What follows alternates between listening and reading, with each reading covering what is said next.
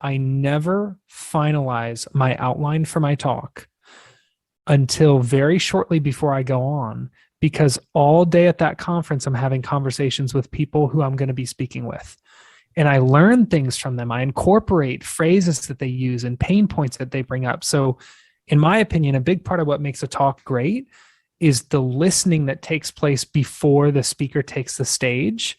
And then also, as the speaker is on stage, listening to people's body language, seeing if people are nodding or leaning back or checking their phone, and kind of steering your talk in a direction that makes sure that you're being inclusive and you're being clear and direct. Those cues are invaluable.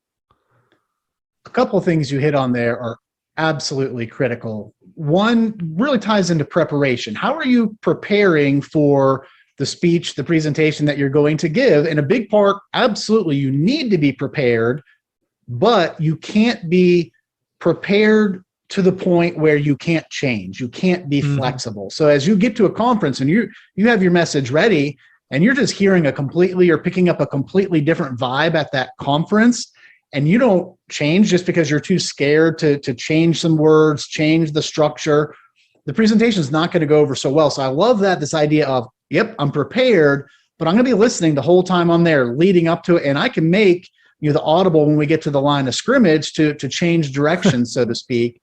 That's one big thing. And then, as you mentioned, once you hit the stage, while you're not necessarily hearing directly from the audience, they're not always jumping in and asking questions, looking at that body language.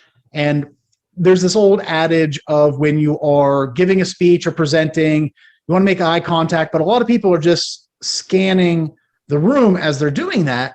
And if you're just scanning, that audience is going to become a blur, and you are going to miss out on all those things you just said. Somebody's leaned back like this with their arms crossed, or they're checking their phone, or they're dozing off. Yeah. So by really engaging with that audience, making eye contact with individuals and not just scanning, it's a great way to, quote, listen to the audience while you're in the moment and realize, I need to amp it up. I'm losing them. They're zoning out because I have too much jargon, whatever it may be. That is fantastic.